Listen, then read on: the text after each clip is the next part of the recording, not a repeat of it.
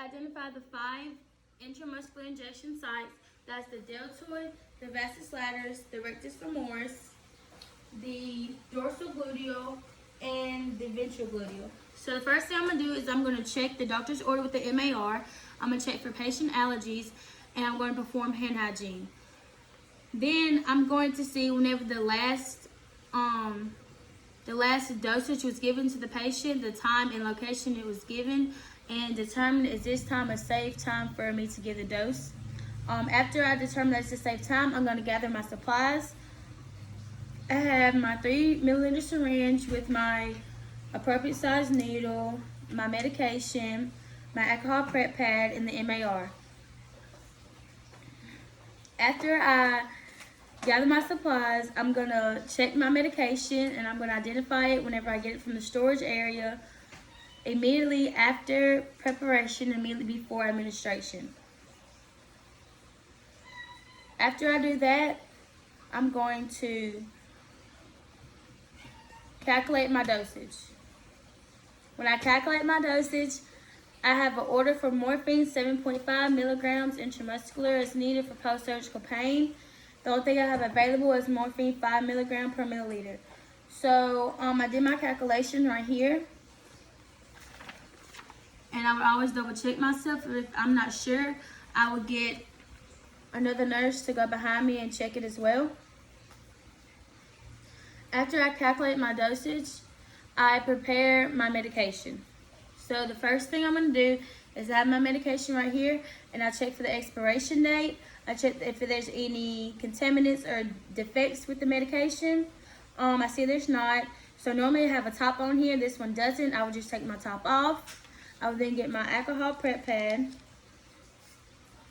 and I will clean the top of this in a circular motion for 30 seconds.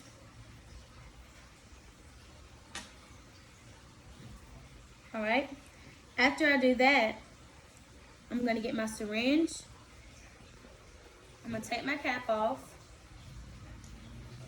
I have to aspirate 1.5 milliliters of air, since that is what I'm giving. I'm giving a dosage of 1.5 milliliters of morphine.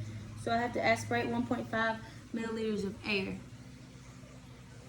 And what I'm going to do by using my dominant hand, I'm going to inject it into here. And inject the air in here.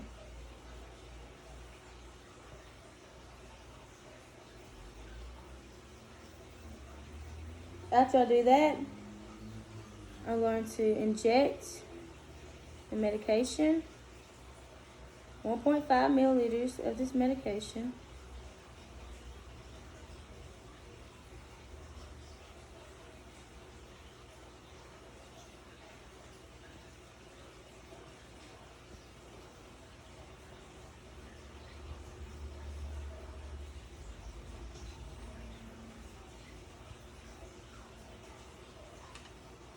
You see here, I have 1.5 milliliters of medication. All right. Now, you will never use the same needle that you get your medication with to administer. So I would cap this, and I would take it off and dispose of it. And I would get a new needle, and I would put it on here. But since I don't have one, I'm not going to do that. I just recap my needle.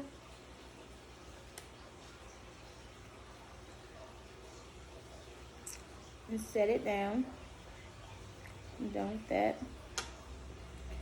Then, once I prepare my medication, sometimes it has bubbles in here, you just have to tap it, but mine doesn't have any in here. So then, whenever you prepare your medication, now you want to go into your patient's room, and you need your medication, an alcohol prep pad, and your MAR. So whenever I go into the patient's room, I'm going to have them identify themselves. I'm going to check their ID band and ask them to state their name and date of birth. After I ask them to state their name and date of birth, then I'm going to perform hand hygiene. I'm going to don clean gloves, and I'm going to recheck for allergies. After I recheck for allergies and make sure that they're not allergic to anything, I'm going to position them into a comfortable position. I'm going to expose the intramuscular injection site, and I'm going to provide privacy. So First thing you're going to do is you're going to get your alcohol swab. You're going to clean the area that you're going to have this injection into for 30 seconds in a circular motion from the center outward. So I'll do that for 30 seconds. Then I have my syringe. I'm going to take my cap off. I'm going to pull the skin tight. I'm going to enter it in a 90-degree angle in a dart-like motion. So when I enter into there, I'm going to get my non-dominant, hold it. I'm going to aspirate some just so I can make sure there's no blood return. Then I'm going to gently inject it into my patient's skin. Okay. Then after I do that, I'm going to massage it with a cotton alcohol swab, massage it with it. Then I'm going to cut a cotton swab and a band-aid, put on there, or tape if it's bleeding. Then I'm going to, I would put my safety on here, but I don't want to mess it up, so I'm going to put my safety on there. And then, like, this is just my safety, I'm going to put it on there.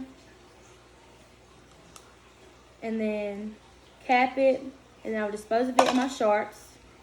After I do that, I'm going to take my gloves off, perform hand hygiene, position my patient back to comfort. Then I'm going to document.